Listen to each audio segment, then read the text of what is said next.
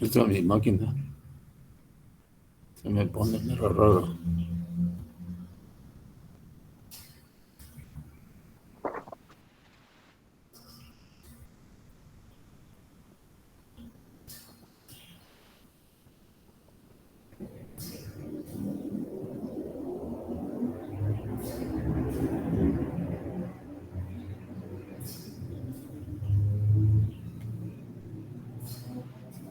Permítanme, compañeros. Me voy a salir un rato.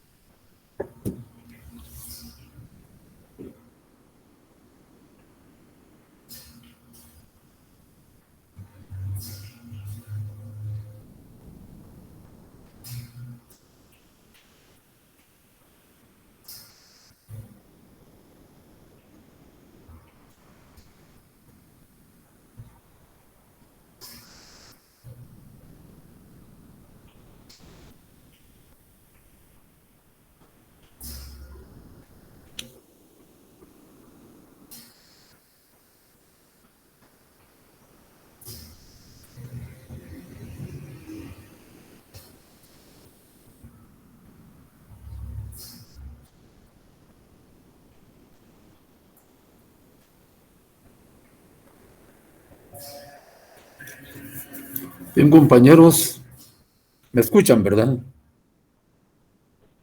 Sí, escuchamos. Sí, licenciado. Buenas noches, licenciado. Dentro de esta primera unidad ya notamos el primer punto. Hoy vamos a platicar sobre el punto 2 de nuestra primera unidad. En este caso, vamos a platicar sobre el objeto de estudio de nuestro curso. ¿Qué es lo que estudia la socioeconomía general? O dicho en otros términos, ¿qué es lo que estudia el materialismo histórico? De ahí que lo manejemos de esa forma, el objeto de estudio del materialismo histórico. Y aquí lo tenemos. El objeto de estudio del materialismo histórico, es decir, aquello que va a estudiar el materialismo histórico. Así como hay ciencias que tienen su propio objeto de estudio, ¿verdad? El derecho estudia, o el objeto de estudio del derecho, se me ocurre, son las leyes que gobiernan el comportamiento del individuo en la sociedad. Tiene su propio objeto de estudio. Entonces, nuestro curso resulta que su objeto de estudio de nuestro curso, ojo con esto, no son los distintos aspectos de la vida de la sociedad. Fíjense ustedes que en cualquier lugar presenciamos hechos o fenómenos o circunstancias o acontecimientos de la vida de la sociedad. Muchas veces somos espectadores, otras veces somos víctimas o victimarios de una situación social. A cada rato vemos una serie de hechos sociales, ¿verdad? Diariamente, en cualquier lugar, vemos una serie de hechos sociales. Si le preguntáramos a alguien en X persona qué es lo que estudia el materialismo histórico, nos respondería, bueno, lo que sucede en la sociedad. Ojo, no es así. No es lo que suceda en la sociedad. Lo que estudia el materialismo histórico son las leyes, precisamente, que rigen esos hechos sociales. Lo que estudia el materialismo histórico, o sea, su objeto de estudio, son las leyes universales y las fuerzas motrices para que la sociedad funcione y se desarrolle, ya que la sociedad, como dice el texto, se desarrolla en el tiempo y en el espacio. Repito esto, compañeros. ¿Cuál entonces sería el objeto de estudio de nuestro curso? Son las leyes que rigen eso que vemos a diario. Todos esos fenómenos o hechos sociales tienen un porqué, un motivo. Algo los provocó, algo permitió que surgieran. Hay una causa, no existen al azar. Entonces, lo que el materialismo histórico estudia, o sea, su objeto de estudio, son precisamente las causas que generaron el hecho social, es decir, las leyes universales y las fuerzas motrices del funcionamiento y desarrollo de la sociedad. Repito, entonces cabría la pregunta, entonces, compañeros, ¿cuál es el objeto de estudio del materialismo histórico? ¿Alguien me lo puede decir?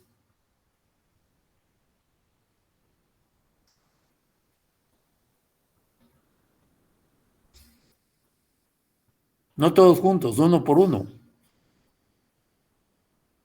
Son las leyes universales y las fuerzas motrices del funcionamiento de la sociedad. Así es. Nótese, escucharon, compañeros, ¿verdad? Noten que la compañera dijo, son las leyes universales que rigen los fenómenos. Es correcto.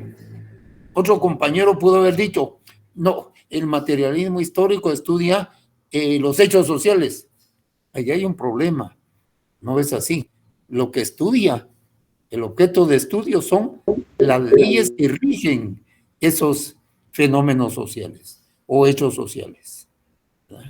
Entonces, aclarando, yo insisto en esto, que es importante, casi que es pregunta de examen, compañeros. El objeto de estudio del materialismo histórico son las leyes que rigen los fenómenos sociales. Se me ocurre, si viéramos un hecho social, se me ocurre, si estuviéramos viendo la pobreza, se me ocurre, la pobreza en nuestro país. Claro que vemos a niños, adultos, que en las calles, en los semáforos, piden una ayuda económica, ¿verdad? Se manifiesta en ellos la pobreza, ese hecho social, que claro que los vemos y nos afectan muchas veces. Nos afecta esa situación por la que atraviesan muchos niños, muchos adultos, muchas personas en nuestro medio, aquí en Guatemala, sobre la pobreza.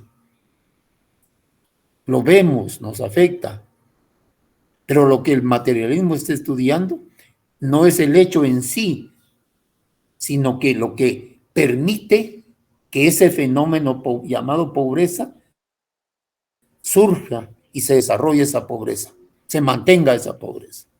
Las razones de por qué existe la mendicidad, de por qué niños o ancianos pidiendo una ayuda económica.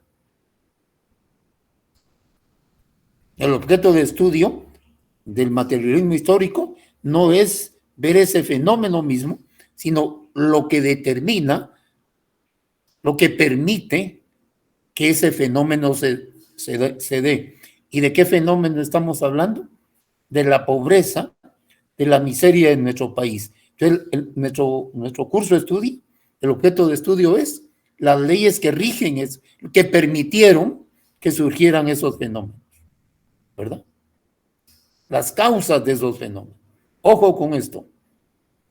Es fácil describir el fenómeno, pero estaremos en capacidad para explicar las causas de ese fenómeno. ¿Por qué la existencia de tantos pobres juntos y unos cuantos en grandes opulencias? Hagámonos esa pregunta. Sigamos.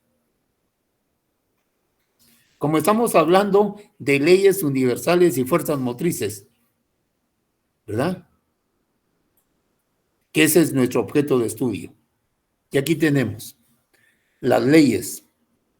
A propósito, hablo de una ley objetiva, de una ley científica y de una ley jurídica, que no es lo mismo. Por leyes vamos a entender una ley objetiva, la palabra, recuerden que la palabra objetiva se refiere a la existencia, a la existencia de algo, lo objetivo me refiero. Lo objetivo se refiere a la existencia de algo con independencia a nuestra voluntad y conciencia, es decir, que existe, queramos o no queramos nosotros, estemos conscientes de ello, existe. A eso se refiere la objetividad, lo objetivo. Y entonces existen leyes objetivas. En este caso, una ley objetiva es aquel nexo o vínculo necesario. Es decir, una ley existe no porque se nos antoje, no, es algo necesario y sobre todo algo esencial. Y cuando hablamos de esencialidad, estamos hablando de algo fundamental que necesariamente tiene que existir. De no existir, eso sería cualquier cosa menos lo que queremos analizar. Te repito, la ley objetiva es aquel nexo necesario y esencial en los fenómenos. ¿Qué estoy diciendo? Que si hablamos de X fenómeno, de cualquiera, necesariamente van a haber leyes que lo rijan. Y en este caso estamos hablando de fenómenos tanto de la naturaleza, de la sociedad y del pensamiento. Esa RO, compañeros, significa realidad objetiva. La realidad objetiva nos referimos a la naturaleza, a la sociedad y al pensamiento. Regreso entonces. Entonces, cuando hablamos de una ley objetiva, es aquel vínculo, aquello que relaciona a cosas necesario y esencial entre los fenómenos de la realidad objetiva, naturaleza, sociedad y pensamiento. Es una ley objetiva. Pero esa ley objetiva, ¿verdad?, puede ser una ley científica y se convierte en una ley científica cuando el hombre las descubre y las adecúa a nuestra existencia. Ahí se convierte en una ley científica. Leyes objetivas que el hombre descubre para adecuarse a ellas. En el otro salón citaba este ejemplo. Una ley científica. Por ejemplo, alguien dijo en la antigüedad que todo cuerpo es atraído al centro de la Tierra. ¿De qué ley científica estoy hablando, compañeros? De la gravedad. Gravedad. de la gravedad. Todo cuerpo es atraído al centro de la Tierra. ¿Y quién descubrió esa ley, compañeros?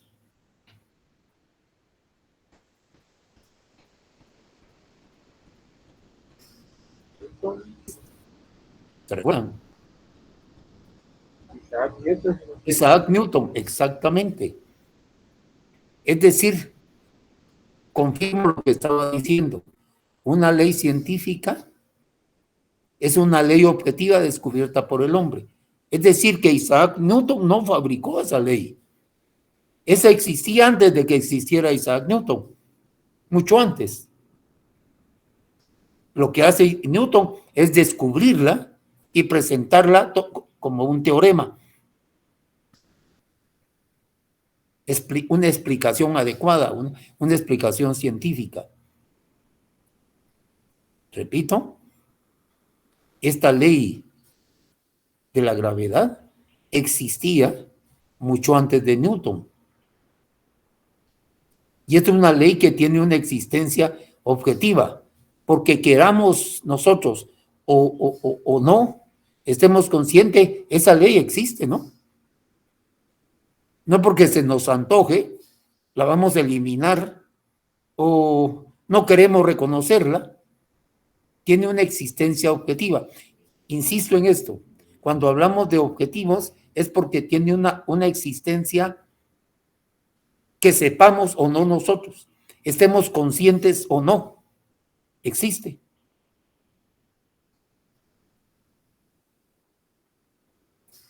Es algo que tiene existencia propia, independientemente a mi voluntad, independientemente a que lo sepa yo o esté de acuerdo o no, existe. Ya sea hay cantidad de ellas, ¿no? Leyes objetivas. Y se convierten en científicas cuando el hombre las descubre. Ojo, estoy diciendo descubre, no estoy diciendo fabrica. Y como no las puede fabricar, no las puede eliminar, salvo en determinadas condiciones. Salvo en determinadas condiciones. Vayamos a una ley jurídica. Nos dice normas que regulan el comportamiento del hombre en la sociedad, atendiendo a la formación económico-social de que se trata. Las leyes jurídicas, el hombre las fabrica, ¿no? El hombre las elabora. Y como él las fabrica, puede perfectamente reformarlas o eliminarlas, ¿verdad? ¿Dónde queda en Guatemala la fábrica de leyes, compañero? De leyes jurídicas.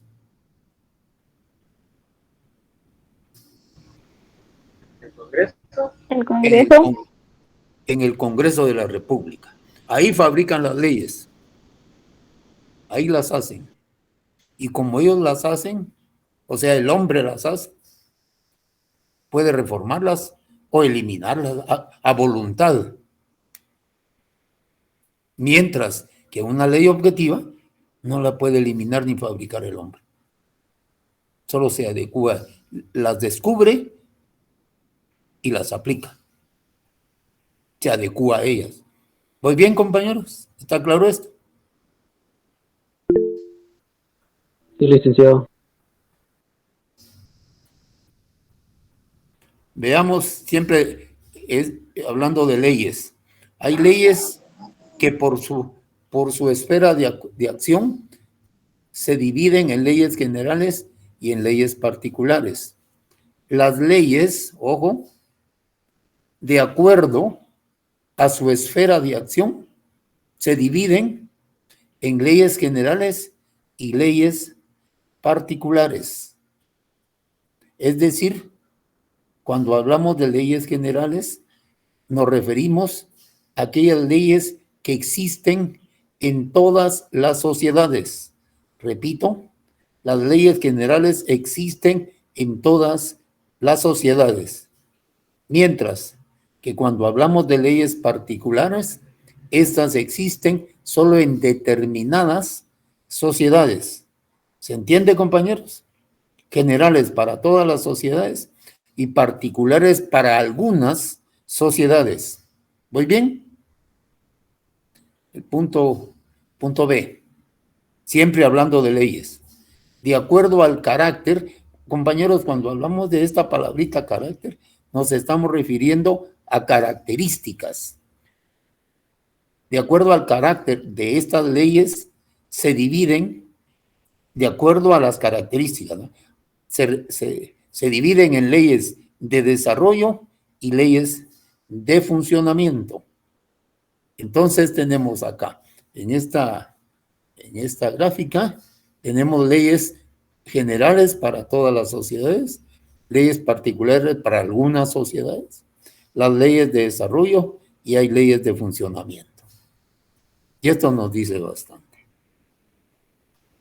¿De qué estamos hablando entonces? De las leyes del movimiento social. Leyes del movimiento social. Y como por ahí dice que hay leyes de funcionamiento y de desarrollo, veamos si es cierto. Leyes de funcionamiento. Dentro de esas leyes hay leyes generales y particulares. Dijimos generales para todas las sociedades y particulares para algunas. Estas leyes de funcionamiento expresan algo y vienen a expresar, la misma palabra nos dice funcionamiento. Estas leyes de funcionamiento van a expresar la vitalidad, el fortalecimiento, el mantenimiento, reproducción y consolidación de determinado fenómeno o de una formación de la vida social. Es decir, lo que permiten estas leyes de funcionamiento es que el fenómeno de que se trate o de la formación de que se trate mantenga cierto fortalecimiento, cierta reproducción, es decir, siga existiendo, siga funcionando. Entonces, las leyes de funcionamiento lo que hacen es nutrir al fenómeno mismo, al fenómeno de que se trate, X fenómeno o X sociedad. Las leyes de funcionamiento eso permiten, que el fenómeno de que se trate o de la sociedad de que se trate siga existiendo, se siga vitalizando, fortaleciendo, mantenerse, reproducirse, consolidarse. ¿Qué estamos diciendo en otras palabras? Para que siga existiendo, para que siga viva. Eso hacen las leyes de funcionamiento. Nutrir el fenómeno, alimentarlo para que siga existiendo. Sigamos. Ejemplos de leyes de funcionamiento generales y particulares. Una ley de funcionamiento general, es decir, para todas las sociedades, es este ejemplo. El papel determinante de la base sobre la superestructura. Es decir, más adelante vamos a tocar estos temas. Vamos a hablar de base económica y vamos a hablar de superestructura. Pero en este caso, hablando de estas leyes, resulta que en cualquier sociedad que exista una base económica y una superestructura, de acuerdo a las leyes de funcionamiento generales, significará que la base económica juega un papel determinante sobre su correspondiente superestructura. Repito, una ley de funcionamiento, es decir, nutriendo el fenómeno, ¿verdad? Mientras exista en determinada sociedad esta pareja de elementos, base económica y superestructura, la base económica determinará a la superestructura. Ahora, una ley es de funcionamiento particular, es decir, aquellas leyes que se observan en determinadas sociedades, es decir, no en todas. Y en este caso estamos, como ejemplo, viendo la generación de plusvalía. Esta ley de funcionamiento particular se expresará, se manifestará en aquellas sociedades en donde la fuerza de trabajo sea explotada por el propietario de los medios de producción. Es decir, que la generación de plusvalía será el resultado de la explotación de la fuerza de trabajo. Los trabajadores son los únicos que tienen esa capacidad de generar plusvalía. Y es una ley particular de funcionamiento para que el fenómeno mismo, para que siga existiendo, que se siga generando más plusvalía, es decir, una ley de funcionamiento particular, es decir, para determinadas sociedades, en donde se sigue explotando al trabajador, se sigue explotando el hombre por el hombre, se siga generando plusvalía, es decir, la extracción de un excedente de valor que genera la fuerza de trabajo. Eso vamos a ir hablando más adelante, Juan. Tenemos ahora las leyes de desarrollo. Ya hablamos entonces de las leyes de funcionamiento. Ahora hablemos de las leyes de desarrollo. Ya dijimos que una ley de desarrollo expresa esto. Y hay leyes de desarrollo, igual que la anterior, generales y particulares. Repito esto, generales para todas las sociedades, particulares para ciertas sociedades. A diferencia de las otras, estas expresan, ¿qué, compañeros? Movimiento, cambio, transformación. Recuerden, las leyes de funcionamiento que expresaban vitalidad, reproducción, mantenimiento, etcétera, para que la cosa, para que el fenómeno siga existiendo, mientras que una ley de desarrollo va a expresar un cambio, va a expresar una transformación, un movimiento, es decir, las fases, etapas por las que atraviesa el desarrollo de cual fenómeno. ¿Se recuerdan que en la primera clase hablábamos de desarrollo, que es un proceso ininterrumpido de movimiento, de cambio, de transformación, regido por leyes?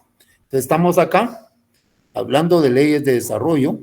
Va a significar esto: cambio, movimiento, transformación. Es decir, recordando que el desarrollo no es automático, es un proceso. El desarrollo es la expresión de un proceso ininterrumpido de cambio. Es decir, que las leyes de desarrollo, tanto generales como particulares, expresan el movimiento, cambio, transformación, es decir, etapas de qué, por las que atraviesa determinado fenómeno. Es decir, el fenómeno cambiando, moviéndose, transformándose, o bien una formación social, manifestando una transformación, un cambio, lo que permite una ley de desarrollo. ¿Voy bien, compañeros? ¿Está claro?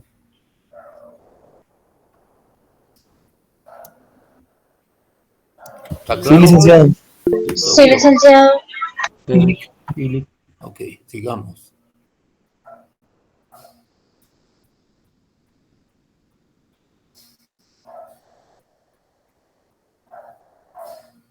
Como estamos hablando de las leyes de desarrollo, que expresan eso que tenemos acá. Ejemplos. Un ejemplo de una ley general. El papel determinante de la producción sobre el desarrollo social. Es una ley general de desarrollo que nos manifiesta que si vamos a hablar de un desarrollo de la sociedad, necesariamente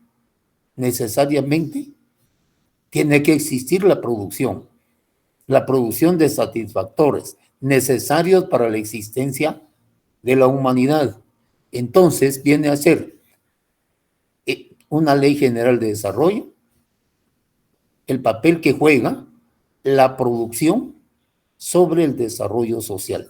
No podríamos hablar de un desarrollo de la sociedad si no existe la producción, ya que la producción es determinante para la existencia misma de la sociedad. Si la producción es determinante para la existencia de la sociedad, obviamente será importante la producción para que exista un desarrollo de la sociedad. Ese es un ejemplo de una ley de desarrollo general. Cómo lo que producimos va a determinar nuestro desarrollo social. Y una ley de desarrollo particular, el desarrollo desigual del capitalismo. Es una ley particular de desarrollo. Cuando hablamos de este desarrollo desigual del capitalismo, es decir, que el modo de producción capitalista existe la desigualdad. Pero también aclaramos que la desigualdad es propia del desarrollo. El desarrollo tiene intrínseco su desigualdad, pero resulta que la desigualdad en el capitalismo, que la desigualdad del desarrollo del capitalismo es específica, ya que el desarrollo del capitalismo es planetario, es decir, existe en todo el planeta. Por eso tiene esa peculiaridad. Repito, el desarrollo es desigual. La desigualdad es propia del desarrollo, pero en el capitalismo adquiere significado, ya que el capitalismo es un modo de producción mundial, ¿verdad?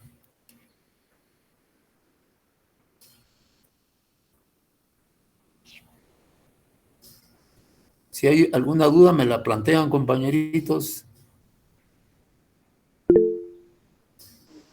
Licenciado. ¿Aló? ¿Me escucha, licenciado? ¿Sí?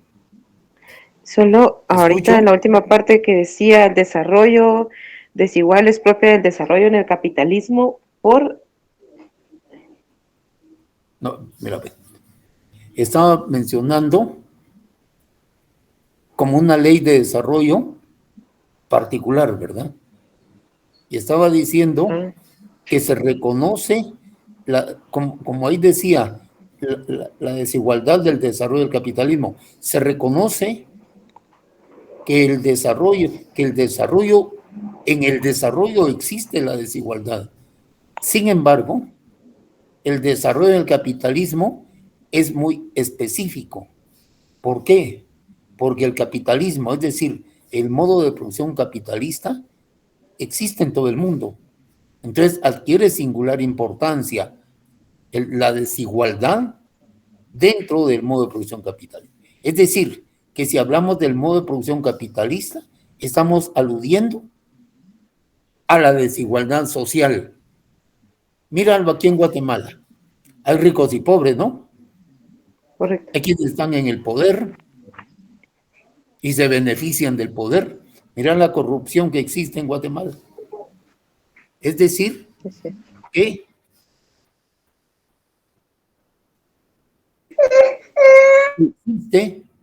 existe desigualdad en el capitalismo.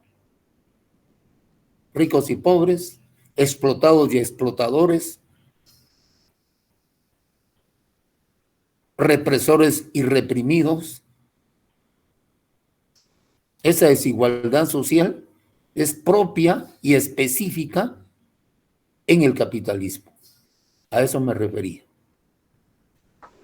Gracias, licenciado. También me quedó otra consulta por acá. ¿Sí? Cuando hablaba de, se refería al objetivo, si se refería a la existencia de algo sin dependencia de nuestra voluntad, fue lo que dijo.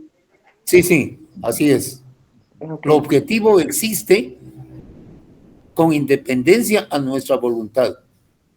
Yo citaba un ejemplo sencillo. Fíjate que yo no conozco París, nunca he ido a París. Y sé que existe ahí una torre en París, la Torre de Eiffel. Yo sé que existe ahí y nunca he ido, nunca he estado ahí, pero sé que existe. Sepa o no sepa, esté consciente o no de ello, tiene existencia objetiva, una torre que está en París. Correcto. Se me ocurre. Y así hay cantidad de casos. Muy bien, gracias. Vaya, compañero.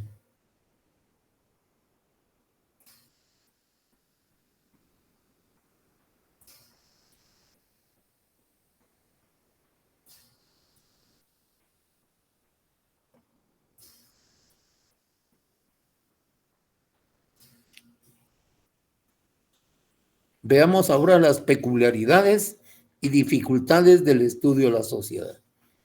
Cuando hablamos de peculiaridades, compañeros, nos referimos a ciertos elementos que son propios de algo.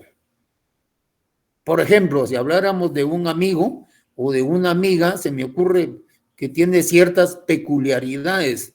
Resulta que ese mi amigo tiene una estatura de 2 metros. Y la estatura de 2 metros no es frecuente en nosotros los chapines, ¿verdad? Se me ocurre como algo sencillo. En ese amigo es peculiar su estatura, ¿verdad? Es algo que le es propio a él. Y en las sociedades, hablando de peculiaridades, nos estamos refiriendo a elementos que le son propios a determinada sociedad. Peculiaridades de la sociedad. En este caso, estaríamos abordando peculiaridades de nuestra sociedad capitalista, es decir, aquí en Guatemala.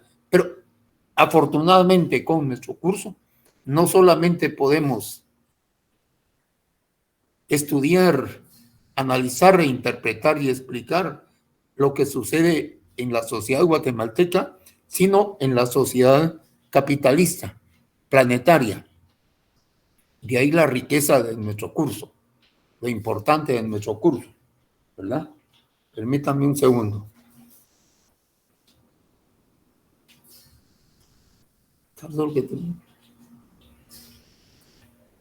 A eso me refiero con peculiaridades, compañeros.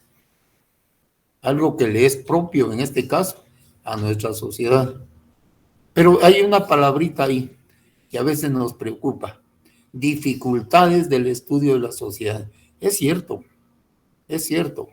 Estudiar la sociedad es algo complejo, algo cambiante, que resulta un poco complicado, pero no es imposible conocerla. Hay dificultades, pero se irán superando en la medida que estudiemos. En la medida que estudiemos, iremos comprendiendo más, sabiendo más de esta sociedad. Inicio el tema hablando de los neocantianos. Cuando hablamos de los neos de nuevo, ¿no? Es decir, grupos que se autodenominaron neocantianos porque eran seguidores del pensamiento de Kant, al extremo que hoy por hoy se ha convertido en una corriente filosófica burguesa. Esta parte, aquí me detengo un poquito. Dice corriente de la filosofía burguesa, es decir, que cuando hablamos de la burguesía, me estoy refiriendo a una clase social fundamental dentro del esquema o modo de producción capitalista. La burguesía constituye una clase social dentro del capitalismo y la identificamos claramente. Son aquellos grupos que detentan el poder económico, que son los propietarios de los medios de producción. Esa es la burguesía, la clase social opositora a la clase social proletaria. ¿Y quiénes son los proletarios? Los trabajadores. Todo aquel que devengue un salario por su trabajo es una clase social proletaria, es decir, el trabajador. Esos son proletarios, mientras que la burguesía es el grupo social con poder económico que explota al trabajador. ¿Estamos? Entonces, este pensamiento neocantiano, esta filosofía que abrazan, que hacen suya, que divulgan la burguesía, con el propósito de desarrollar las ideas de Kant. ¿Cuál es el propósito? De ponerlas a su servicio, a tono con las necesidades del capitalista. Al extremo que los neokantianos, y en eso concuerda el pensamiento de la burguesía, que la ciencia solo puede explicar los fenómenos de la naturaleza. Vean esto. Para los neokantianos, planteaba que la ciencia solo puede explicar los fenómenos y procesos de la naturaleza, no así los fenómenos y los procesos de la sociedad. Insisto, los neokantianos planteaban que la ciencia no podía explicar los fenómenos sociales. Pero eso fue un momento, pero en la medida que se desarrolla el materialismo histórico, vota estos postulados, estas creencias. Reconocemos que hay diferencias entre naturaleza y la sociedad. ¿Por qué razón? Fíjense que todo lo que ocurre en la naturaleza obedece a causas naturales. Repito, todo lo que ocurre en la naturaleza es producto de causas naturales. La lluvia, el calor, el cambio climático. Bueno, ahí mejor no me meto al cambio climático porque hay otras cosas por ahí. En un proceso natural, ¿verdad? Obedece a causa, un terremoto, digamos. Sucede un terremoto, obedece a causas naturales. Alguien pensará, bueno, lo pueden provocar. Yo pienso que sí lo pueden provocar, pero ahí ya serían causas sociales. Pero sin la intervención o provocación del hombre, eso es un fenómeno natural, obedece a causas naturales. Mientras que en la sociedad, lo que ocurre en la sociedad es el resultado de la actividad de nosotros, de las personas. Lo que ocurre en la sociedad obedece a causas sociales, es decir, de nuestra actividad. Dependiendo qué hagamos, así será la sociedad que establezcamos.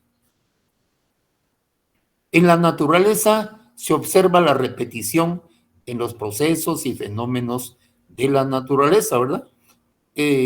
Sale el sol de día, viene la noche, hay temporadas de calor, hay de frío, etcétera. Son fenómenos naturales.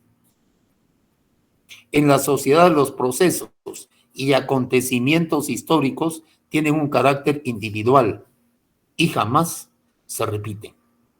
Los fenómenos sociales no se repiten. También podrían argumentar que en la repetición de los fenómenos naturales hay diferencias entre uno, por supuesto, pero esencialmente son lo mismo. Mientras que los acontecimientos sociales históricos tienen un carácter individual y jamás se repiten. Muy bien, hasta aquí, compañeros, ¿hay dudas? ¿No? Sigo. Aquí dejamos este tema y hablemos de las correlaciones. La correlación es una relación recíproca entre dos elementos. Y la primera correlación que estamos viendo es la correlación que existe entre lo objetivo y lo subjetivo. Lo objetivo dijimos que es algo que tiene existencia propia, es decir, que existe con independencia de mi voluntad y de mi conciencia, existe. Lo subjetivo sería aquel pensamiento, aquella opinión que se tenga acerca de algo que uno está presenciando. Aquí abajito dice, objetivo es el fenómeno mismo. Subjetivos son las razones o motivos que argumenta la persona. Voy a citar un ejemplo que lo hice en el otro salón. se me ocurre de las marchas y protestas que hemos hecho los de San Carlos. Esas marchas o caminatas que hemos realizado desde el campus central hasta el centro histórico. Nos vamos por toda la Petapa y por toda la Bolívar. Vamos protestando o reclamando ciertos derechos sociales y nos expresamos así. Imagínense ustedes el Salón 211 que vamos en una marcha del campus central para el centro histórico. Y vamos muy entusiasmados, muy motivados, exigiendo la presencialidad de las clases en nuestra facultad, en la universidad. Queremos la presencialidad de clases. Veamos que estamos exigiendo eso. Y vamos rumbo del campus central hasta el centro histórico. Y hablando de esta correlación objetivo-subjetivo, esa marcha que todos ven, que nosotros vemos y toda la gente nos ve, es el objetivo, es el fenómeno mismo, es la marcha misma que estamos realizando, es lo objetivo. Pero resulta que vamos en esa marcha pasando por la Petapa y la Bolívar, obviamente se interrumpe el tránsito. Imagínense lo que piensan o comentan al que se le interrumpió el paso porque vamos caminando. Va a tener opiniones, razones o motivos que va a comentar, ¿no? Ese es lo subjetivo del asunto. Dirán algunos, esos de San Carlos vayan a estudiar, no sean huevones, dirán algunos. Mientras otros dirán, tienen razón muchachos sancarlistas, los felicitamos porque queremos tal o cual situación, queremos que bajen el precio del transporte. Estamos exigiendo que baje el precio al transporte público. Unos estarán de acuerdo y otros no estarán de acuerdo. Pero ese estar o no estar de acuerdo es lo subjetivo de la persona. Las opiniones que tenga acerca de lo que está presenciando. Voy a citar voy a comentar, mejor dicho, una cita de pie de página de un libro. En una oportunidad iban pasando unos periodistas y vieron que unos trabajadores estaban llevando de un lugar a otro algunas piedras grandes. Las estaban trasladando de un lugar a otro. Vinieron los periodistas y les preguntaron a esos trabajadores, vean, ¿qué están haciendo? Uno de los trabajadores responde, estamos trasladando de aquí para allá estas malditas piedras. Eso dijo él, la opinión de él. Pero otro trabajador interviene y dice, no, eso no es así. Estamos llevando estas piedras para allá porque vamos a hacer una escuela. Vean, la opinión de dos trabajadores haciendo lo mismo, pero es diferente su opinión. De cómo podemos estar en el fenómeno mismo y con opiniones diferentes. Haciendo un análisis de una situación, de un fenómeno, y hay personas o grupos de personas que tienen diferentes opiniones, diferentes argumentos, diferentes actitudes, ¿verdad? Entonces, el fenómeno es el objetivo. El objetivo es el fenómeno mismo. Y los subjetivos son las opiniones que se tengan o acciones que se realicen en torno a ese fenómeno. Entonces tenemos que la actuación de los humanos, todos tienen intereses, pensamientos, razonamientos, voluntades, sentimientos, pasiones, caprichos, etcétera, etcétera, ¿verdad? Todos tenemos estas formas de pensar que nos llevan a realizar actos. Pues a esas cosas que anotadas en el cuadro se les denomina formas de conciencia social. Esta es nuestra conciencia social. Intereses, pensamientos, razonamientos, voluntades, sentimientos, etcétera, etcétera, son formas de conciencia social. Reconociendo que el objetivo que hablábamos hace un segundito determina lo subjetivo. Lo objetivo determina lo subjetivo. Las diferentes formas de conciencia social que están anotadas en este cuadro van a reflejar las condiciones materiales de vida de quien está opinando, ya sea objetivo o subjetivo. Repito, ese conjunto de formas de conciencia social van a reflejar las condiciones materiales de vida de la persona que está emitiendo un juicio. Aquí me detengo un rato. Cabe la pregunta. Acabo de decir que esas formas de conciencia social que todos tenemos, que vienen a reflejar, esas formas de conciencia social reflejan, o sea, eso que pensamos, eso que opinamos, reflejan nuestras condiciones materiales de vida. Y aquí cabe un comentario. Si abordáramos a uno de la clase burguesa o a uno de la clase proletaria, opinarían lo mismo acerca de algo. Por ejemplo, si le preguntáramos al propietario de los medios de producción, al propietario de cuál empresa o fábrica, ¿cómo les paga a sus empleados? Les pago muy bien usted. Pero si les preguntamos al trabajador, ¿será que opinan lo mismo? ¿Será así? No, hay diferentes opiniones acerca de algo, del mismo fenómeno. ¿Qué le representa el salario al trabajador? Lo que el burgués le paga. ¿Verdad? Hay diferencias.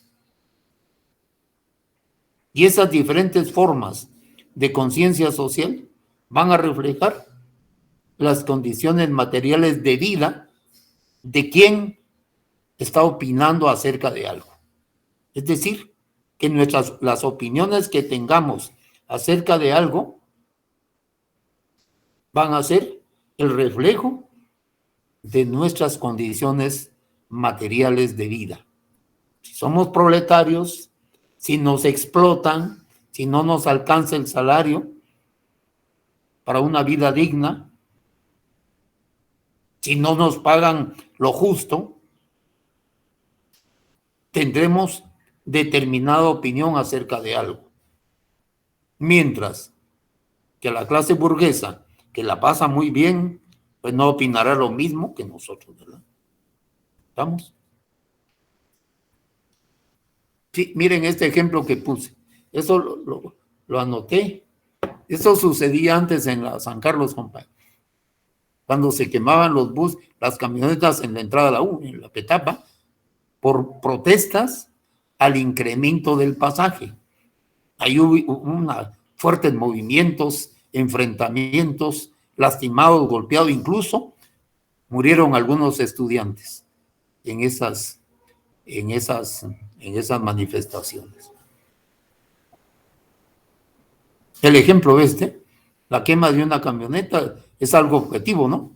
Está sucediendo, existe, es el fenómeno mismo. Y lo subjetivo, ¿qué serían?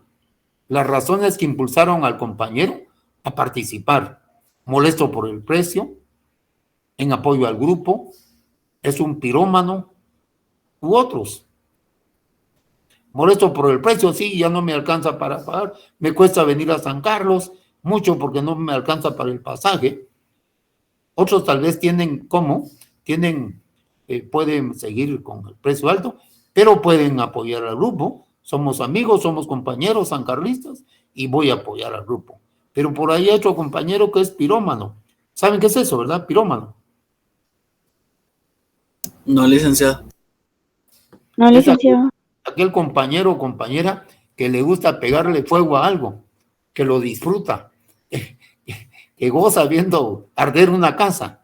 No sé, es una desviación, obviamente, un problema psicológico, que quiera quemar algo porque siente placer.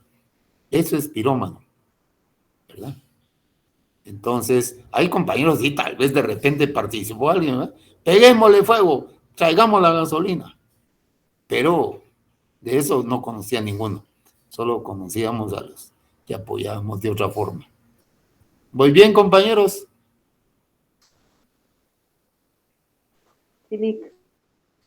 Bien, compañeritos, ya son las 8 y yo dejo aquí la clase porque lo mismo hice en el otro salón, llegué hasta este punto y no quiero que se me separen de contenidos los dos salones. Fue un gustazo estar aquí con ustedes y seguimos adelante en la próxima clase. Cualquier duda que tengamos, por favor la planteamos y con mucho gusto la resolvemos, ¿verdad? Gracias, licenciado. Gracias, licenciado. Gracias, licenciado. Gracias, Lick. Gracias, Lick. Buen provechito. Gracias, Lick. Buenas noches, que se mejore. Gracias, compañero. Gracias, Lick. Compañeros, buenas noches. Pasen Una buenas consulta. noches. Sí, Licenciado. Fíjese que hoy me estoy integrando el día de hoy. Ahí estaba viendo el grupo de Classroom que hay 2 tareas. Usted no sé si podía dar claro una que sí. presentación. Tenés que hacer tu tarea, compañero. ¿Oíste? ¿Verdad? La tienes que hacer y subirla a Classroom. También el licenciado Eddie te la califica. Ok, muchas gracias. Va, compañero, nos vemos. Feliz noche todos y todas. Pásenla bien. Muchas gracias, Lick. Feliz noche y buen provecho. Feliz noche, compañeros. Pásenla bien.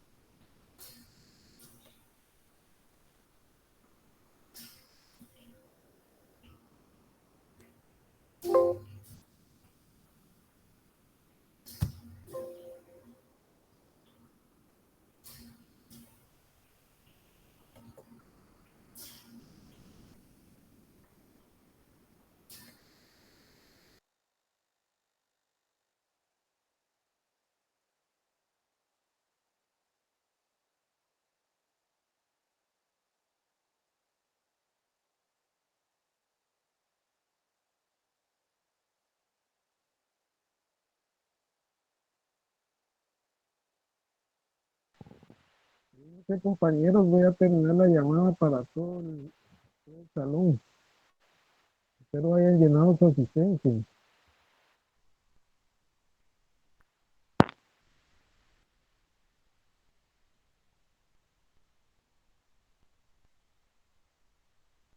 Sí, licenciado, gracias. Feliz noche. Feliz noche.